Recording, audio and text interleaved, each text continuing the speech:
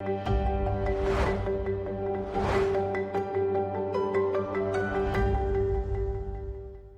researchers, so I was going to make this video about the top 5 things that in the last year working with clients throughout the research enterprise, things that came up that are important, that are impactful, that really make a difference in careers, things that I observed that are new and interesting and different. And it's not only about looking back to the last year and what happened, but it's about taking these things into the new year, especially during this time, this challenging time for science and academia, which is going to be a very interesting ride for everybody. And we've got to be our best and be on our, on our game, but also not overdoing it and not over exhausting ourselves, because that's easy to do. It's so easy to say, okay, well, something interesting is going on out there, who knows what's going to happen with science funding and so on, so I need to work even harder.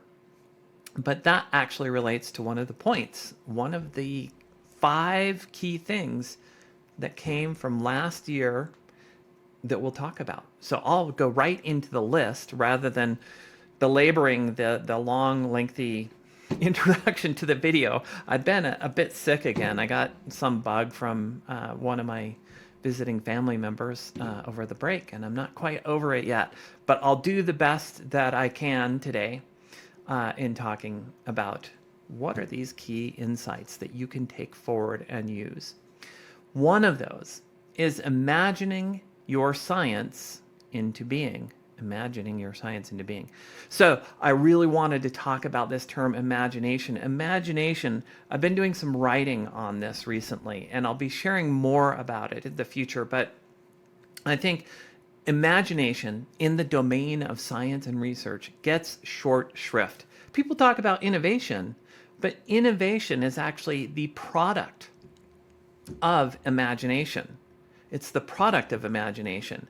So we talk about the eventual outcome or product, which is that innovation, and we're all excited, yay, innovation. We've got to have an innovation section in our NIH proposal, and we've got to be innovative to be competitive. But how do we do that? We do that using imagination. Imagination is one of the key things that produces great science. It produces new models, new perspectives, new ways of seeing the problems. I was thinking about the discovery of the DNA helix by Watson and Crick and I think it's not Rosen is her name. It's close to Rosen. Oh, I'm so bad at remembering names. Rosalind Franklin was her name.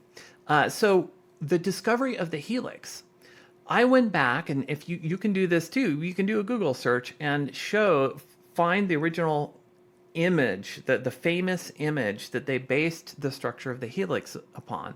And it's just a bunch of blobs. It's symmetrical blobs, but it's a bunch of blobs on an X-ray film image. It takes imagination to go from a set of blobs, maybe spread across different photos, but still, it takes imagination to go from blobs to the structure of a helix. That's imagination, people. And we do it all the time. We just don't give it credit. We don't focus on it enough. We don't realize how important it is in doing great science. And this came to the fore for me working with grant writing clients in our Grant Foundry Accelerator. One of the core steps of that process is where we call it the play phase of our process. But the goal of the play phase is to come up with the big idea at the core of the proposal, without which, no matter how well you write your proposal, it's not going to be a very well-received proposal if it doesn't have a really good, a really resonant big idea that's going to get your audience, your reviewers and funders excited with that idea. And one of the main struggles I see people have is tuning into the imagination, because coming up with that big idea at the heart of your proposal relies upon imagination. Imagination is key to that. Now, play, the process of actually playing, taking a light-hearted attitude towards it, it can really help with the imagination. And that's why we call it the play phase. Plus, it also fits the other P's of our process, which I'll talk about separately somewhere. But imagination is so important. And one of the things that really holds people back is that in order to be imaginative, you have to be bold. Now, you might say, what's the deal with that? What's the link between boldness and imagination? Well, it's this. It's that many of us come to think at some point in life that we're not all that imaginative. And I actually think that's not the truth. I think what has happened instead is that we all have imagination from birth. We're all imaginative in our own ways, maybe very distinct ways, but we all have this capacity of imagination. But we learn through our process of growing up, especially through the rigors of the academic process, to not really use that imagination very much. And in fact, for some of us, I'm one of those, learn to shut down our expression and our discussion of our imagination because it's not really rewarded very often in the academic system.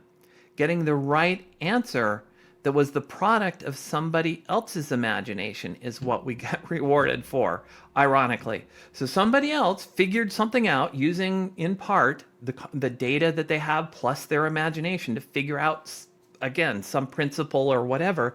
Then they teach us to that as fact, and we learn to memorize and regurgitate that fact.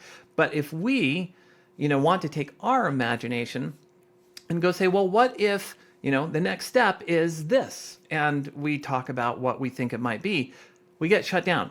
I had arguments with my quantum mechanics professor in my physics classes over things, and those weren't the only arguments, but those were some of the most extreme, because I was like, there's got to be a better explanation for this crazy stuff you're teaching us when you're talking about Schrodinger's wave equation. This transition, it's nutty, right? So my point is, we have to be bold because for most of us, we haven't been rewarded. We've learned to shut it down and hide it. And in doing great science, whether you're working on a grant proposal and trying to present the ideas in your grant proposal, or whether you're working on something bigger and grander in scope, you have to be bold. You have to be willing to put the ideas out there, to lean on your imagination, and of course find evidence to back it up. I mean, you just can't imagine things and then, like, if Watson and Crick and Franklin had said, hey, we think it's this DNA helix, and had zero evidence, zero data to support that, probably nobody would have believed them. So you need to do the legwork and get the data, but imagination, it is the driver. So that is the first principle. And again, it's something that's really come up a lot in the past year. And I'm sure moving forward, I'll see more of it because it's so essential. And I think we, as a community of researchers and scientists, do a very poor job of encouraging and supporting imagination. Because, okay, here's one more little point or tip about imagination. Before I move on to number 2, I'm holding you in suspense. It's so evil of me. But for imagination, often there's a spark of an idea, and it's just this small voice in your head that says, well, what if? What if it's such and such? And again, what we've learned to do from our training, most of us, is to shut down that voice and immediately say, well, no, it couldn't be.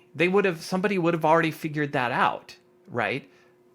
But would they have figured it out? Because if they're all shutting down that voice too, or at least most of them are, then we're all shutting down the voice, then maybe people didn't actually explore that thing. So it starts with that small seed. It's like let's say a little seedling just growing out of the soil. If you've ever seen those grow, how fragile they are, how precious those little seedlings are, and how even a raindrop can knock them over. Just a raindrop. And then once they grow up and get bigger and start developing more leaves on them, they become more solid, and a single raindrop is not going to shred that seedling anymore. Our ideas coming from imagination are like that.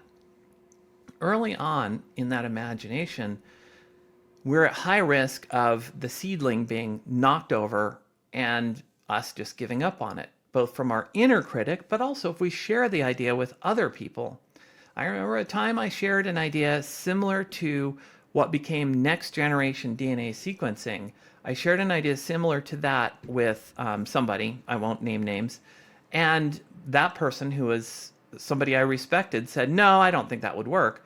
And so I just gave up on it. I didn't pursue it.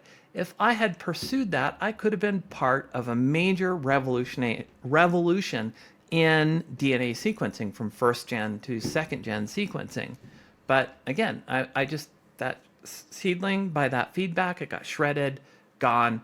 So you've got to protect your imagination. There's so much more I could talk about when it comes to creativity and imagination.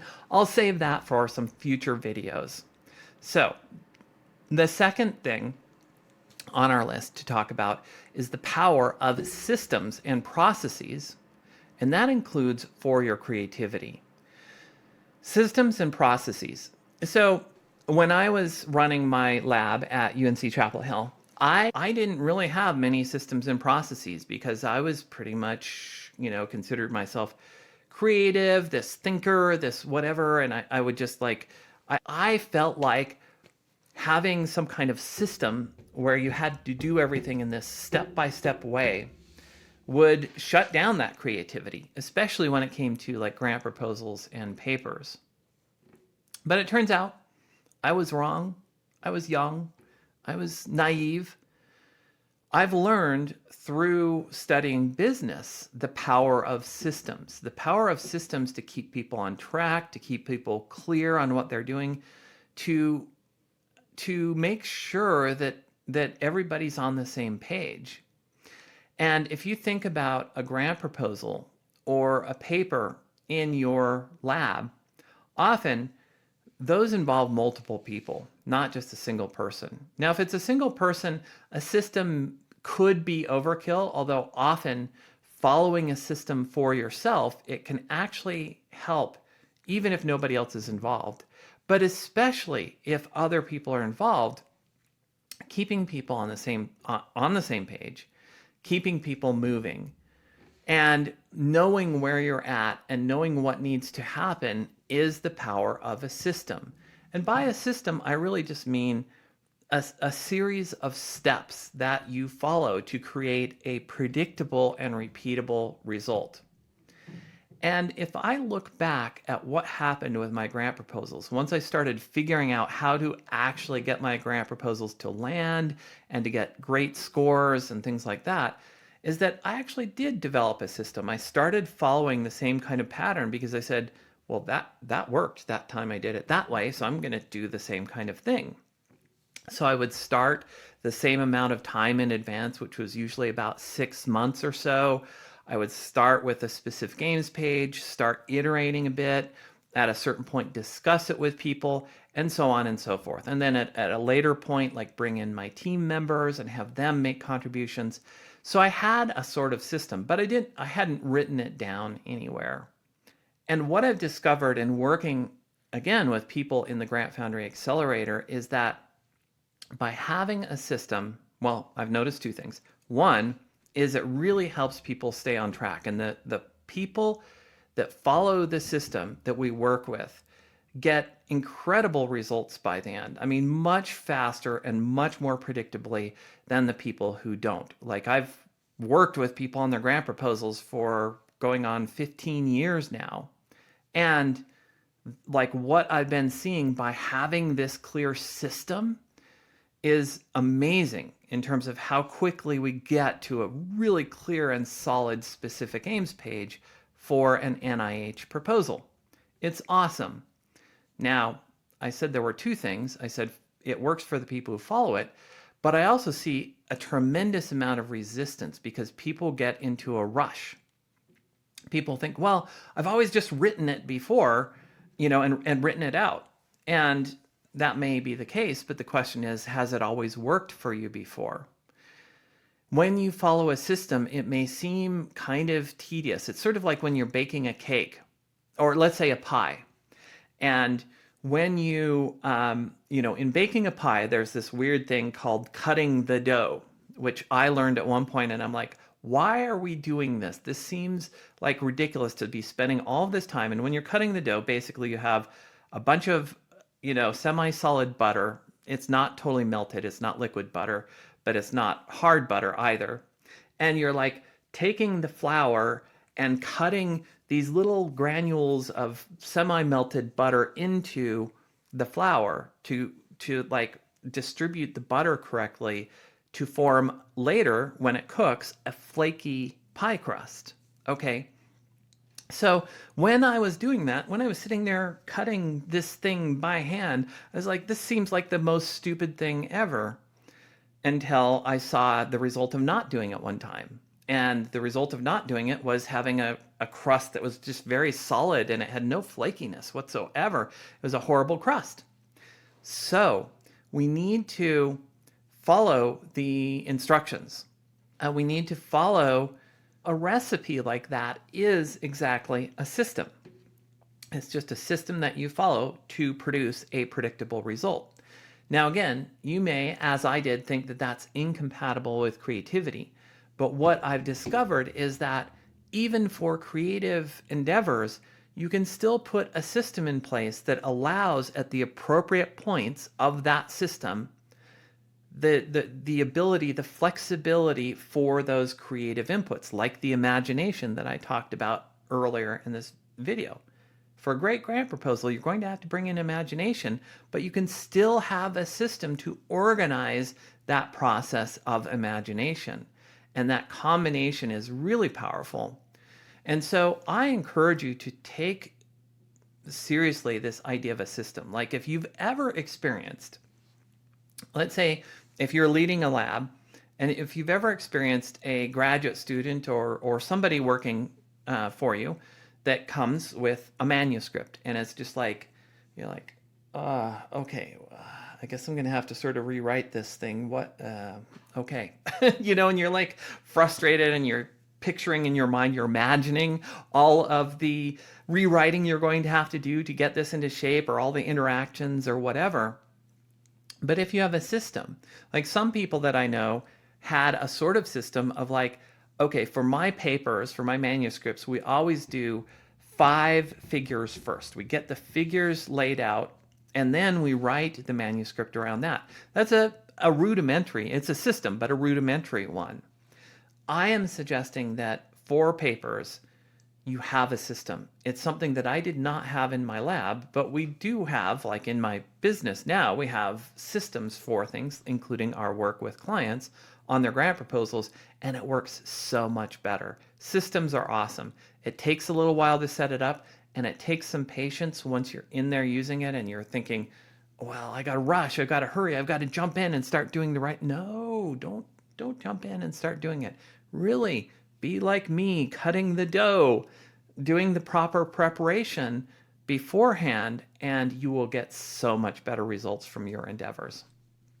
Okay, the next one is one that I really enjoy. I mean, all of these are awesome, or they wouldn't be on this list. But this one is the idea of standing up for you and your research. Standing up for you and your research. Now, this came to the fore, I think, especially with sort of the political winds blowing here in the United States, which are potentially challenging for science funding.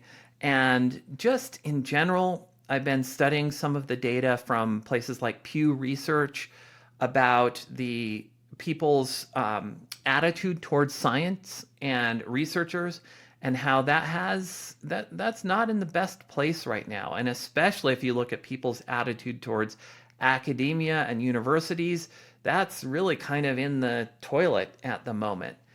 And I've asked myself why that is. And I think part of it is that we as researchers, as scientists, we benefited from a great post-World War II boom in and focus on science, because science seemed to be the way forward, seemed to be awesome. It seemed like it would solve all of our problems. Now, here we are 70, 80 years later. I don't know if I can do that math in my head right now when I'm semi-sick and tired, but we're here some decades, many decades later. Science has solved many problems, but it has also created many problems, and it has also failed to solve many problems that I think once were hoped that we would solve them. And more importantly, I think we collectively have come to a point of kind of laziness about it. Like, we have learned how to talk our scientific-y gobbledygook to other colleagues who know that exact language. But when it comes to talking to the layperson public about our science and why it's important and interesting, most of us, A, don't want to do that, don't want to bother and worry about it. And B, it's hard to do to, like, quote, dumb it down. But interestingly, it's that same dumbing down that we need to do to write a great grant proposal. So all along, clients that I've worked with who've really taken the message on board, that they've got to communicate their ideas more simply and clearly in their grant proposals. When they really get this idea, it helps them also in things like scientific advocacy. But anyway, so now here we are. We're at a point where science is being challenged from many fronts, and possibly budgetary challenges. And you really, if you expect science to continue and science to be funded, you're going to have to learn to really advocate, both within grant proposals specifically, but also do a better job of that in general. It's just like me. When I started this business of helping people with their grant proposals, I was kind of interested in this idea of marketing because it seemed related to grant writing, and I was learning things from it that I could apply to working with people on grant writing. But in general, I never wanted to become a, quote, marketer. Not by any stretch of the imagination did I want to do that. I just thought that that was a waste of time and that selling was bogus and obnoxious. And what I learned is that if in my business, if I didn't do a great job of marketing, and if I didn't do a great job of selling, not in a schmoozy, weird way, but still it's selling, then nothing would happen. Then the business would just go down the tubes and I couldn't actually help anybody, because I have bills to pay. I have kids to feed, things like that. I can't just do work for free, just like you can't work for free. I mean, most researchers get paid a paycheck, right? But that money comes from somewhere. And so my point is, even though it may seem like you're not in a business, if you're doing research at any scale, you are doing a type of business. It may not seem like it, but just like a business, money fuels the research. You can't pay for team members, you can't pay for equipment, you can't pay for the lights, you can't pay for your own time, your own salary, nothing without the money. And in order for the money to flow to you as a researcher, you have to be an advocate, not only at the individual level, but at the larger scale level for science right now.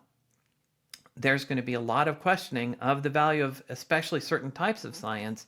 Moving forward, we have to learn to speak up and speak up for our science, not in this overly technical, jargony, proving how smart we are kind of way, but in a relatable, clear, simple way that anybody we talk to can understand the benefit of what we're doing, that they can understand why what we're doing is important.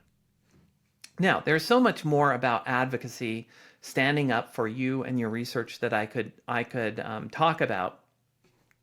In fact, one of the big issues that we deal with in our SciFoundry leadership program is helping people to stand up for themselves in general, stand up for their own time, their own better, improved experience of their careers without having to feel like they need to work and be overwhelmed all of the time, and be able to have the impact and the recognition with their science without as much of the BS.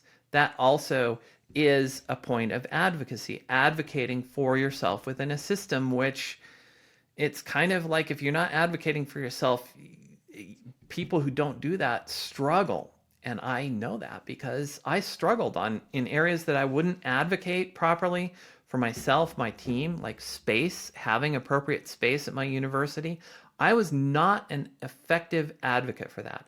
So this standing up for yourself and your research, I meant that fairly specifically to the communication aspect, but it's actually a much bigger issue to pay attention to in general in your career.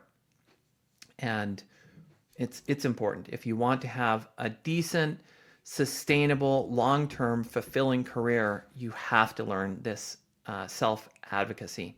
One more thing I'll say on this one is there was a time that good science almost sort of sold itself. Again, that was that post-World War II era. It was my father's era of doing science. People were just like, science, it's great. Let's support it. Yay. They aren't doing that anymore. People aren't doing that anymore. So we have to do that because nobody else is going to do that for us. That's us. That's you. That's me. That's anybody who's interested in science has to be willing to stand up and advocate. Okay. So the next one is one that I think a lot of people are going to say resist. And it is the slow way is the fast way. The slow way is the fast way. Or a new term that I've come up with that more recently, inspired by a book called Slow Productivity, is the term slow science. The Slow Productivity book is by Cal Newport, and I actually haven't finished reading it, but it's an interesting book so far, and it aligns with a lot of what I've taught over the years, and I really love it. But when I was thinking about this idea that we need to slow down in our ideas of productivity, this is true for science as well. Science inherently isn't a fast process. It's slow, it's methodological, and it takes a long time sometimes to get results. I've described probably on several videos by now of when I got a chance to sit down with Nobel laureate Oliver Smithies about his discovery, his development of the model of homologous recombination. And he described to me his first idea, his seminal imagination idea that came to him was one night in the middle of the night. He woke up and he was like, oh, that's an interesting idea. And he wrote it down. He pursued that idea for over 5 years until he had the first data that would support that this might even be feasible. 5 years of data, of work and data generation, or of attempting, of setting things up, until he could even get the first data to support the model he had imagined. 5 years. It's slow, folks. Science is slow. Now, I think there are ways that we could speed it up and make it not quite as slow, but in general, it is slow. And yet, all of us are rushing around. We've got to get those papers out to get the funding, to get the tenure, to get the approval, to get the recognition. We've got to get this out and that out and this out and blah, blah, blah, blah, blah.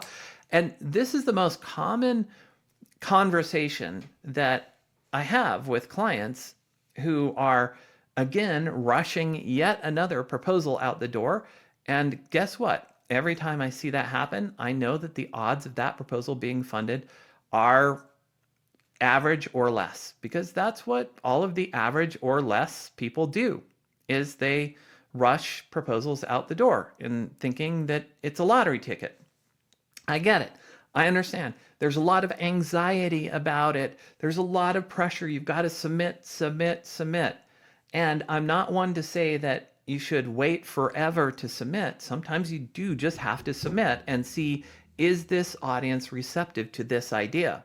Okay, that's good.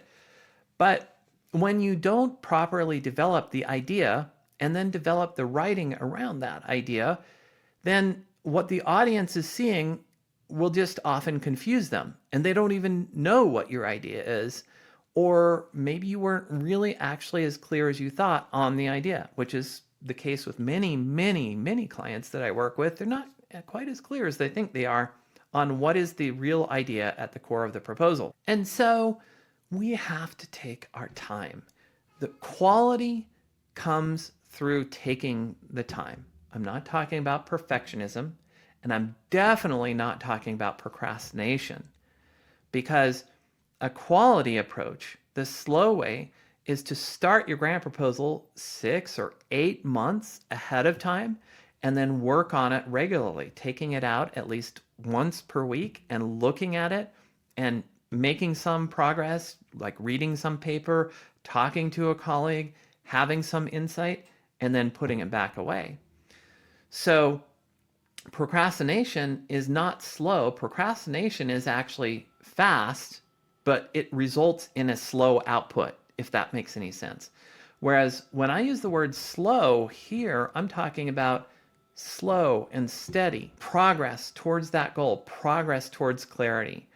And rush always yields the opposites. Rush always yields poor results. It means that in the end, if you rush your proposals, you end up trading speed for quantity. But in the end, if you have to do more proposals to get one funded, you're actually slower in the end than if you had just taken the time on the one proposal. It's just I've computed this so many different ways, and I've worked with it and worked with hundreds of clients over time, and it's just clear every time, if you just slow down and take the time to do it, you're always going to get a better result. This was driven home for me when I was working on an R01 renewal, and I was pretty worried because I was supposed to run out of funding in the spring of the next year. And no, it was like the summer of the next year. And so I was working towards a fall deadline, hoping that that would be funded in time. And it just wasn't coming together. Like, I had started well in advance, but it wasn't coming together. Some of the preliminary data wasn't right, and just we weren't clear on certain aspects of this. I could have rushed something out the door that sounded okay on the surface, but I knew that deep down, this proposal, the big idea beneath this proposal, was not well constructed. And I didn't have the appropriate support for the idea. So about a week beforehand, I pulled the plug on that effort and said, nope, not going to do that. And then I postponed it until the next February, when the next deadline was. We worked on it. We got the data that we needed. We got the clarity. It was a much stronger proposal. I submitted that proposal, and it came back like in late May or early June, sometime in the spring. I remember it was springtime. I was in Chapel Hill, and I got the score back, and it was a 3.2 percentile ranked score.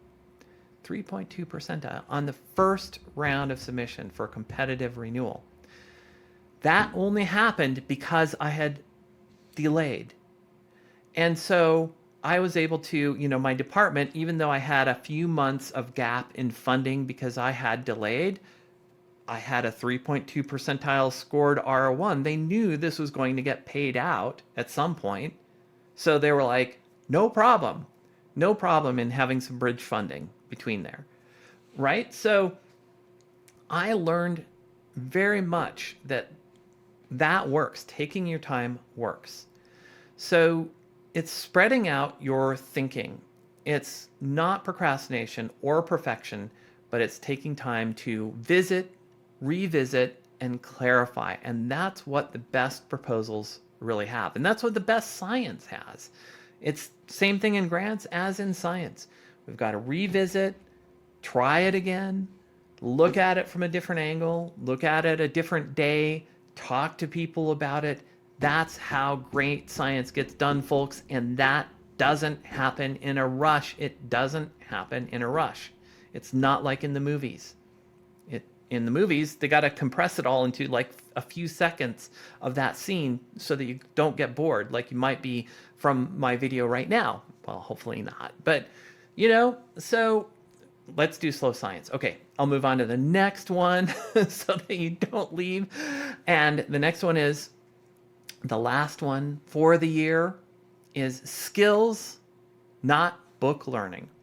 This is an important distinction that as academics, we sometimes lose sight of, that there are two different types of learning that take place. And I'm sure theoretically you understand this. You're smart, you're educated, so I'm sure you understand the difference between skills-based learning and knowledge-based learning. Like that seems obvious, right? But then where it gets kind of confusing is how your relationship works relative to that once you reach sort of the top of the heap. In other words, if you get a PhD and or MD and get your own research lab that you're in charge of, then you're now at the top of the heap. And you've sort of learned all of these skills through time, and you've learned lots and lots of knowledge.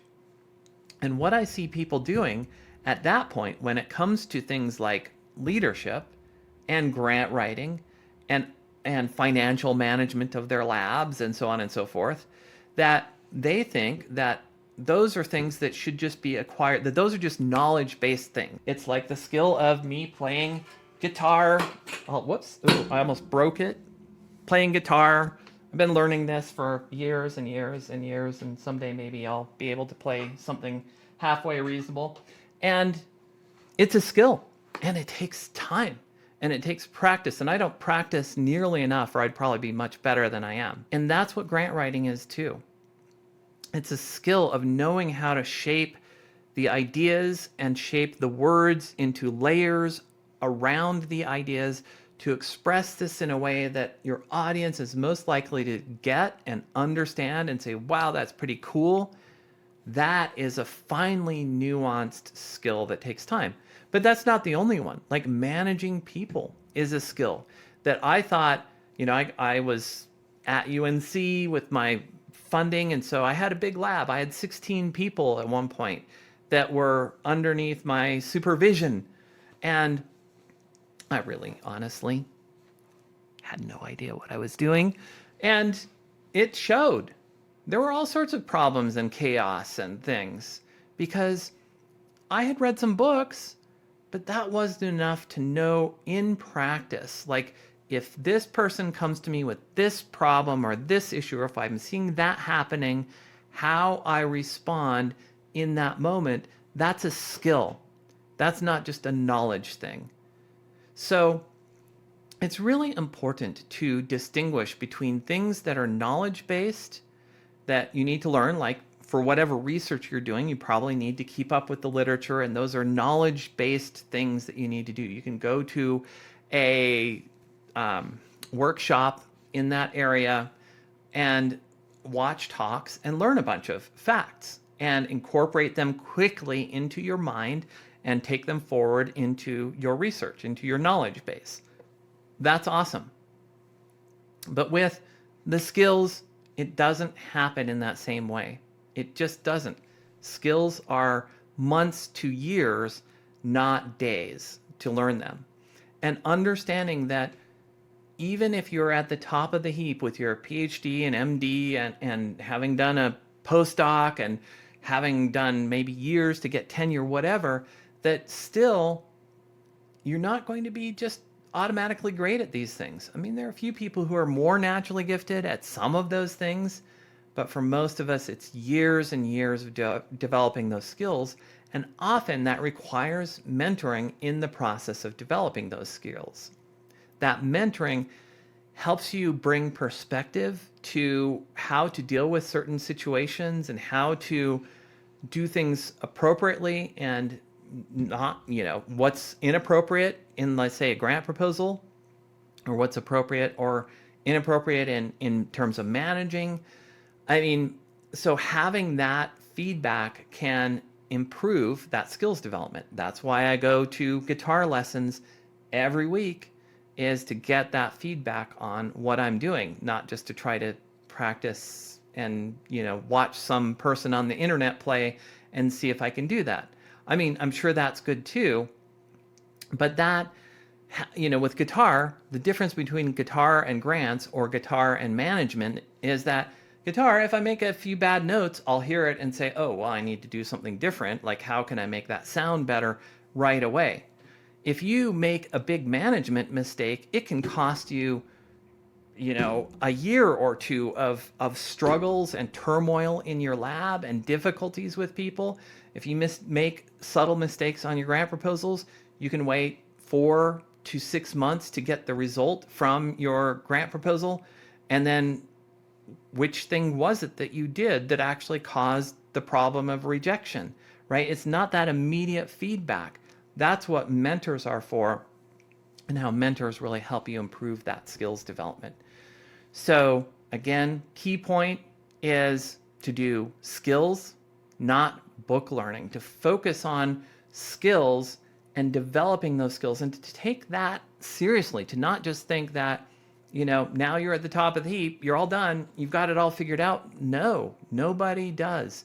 We all have to spend time learning these things, and it pays off so much to spend that time in learning these things.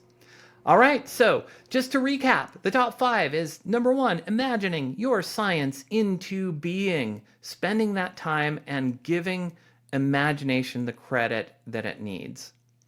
Number 2 is the power of systems and processes, especially for your creativity. Number 3 is standing up for yourself and your research, learning how to advocate and communicate about the power of it, about the purpose of it, about why it exists and why it should be supported. Number 4 is the slow way is the fast way. Really, this idea of slow science being the ticket. Fast science it doesn't work as well. Slow science, the slow way is the fast way.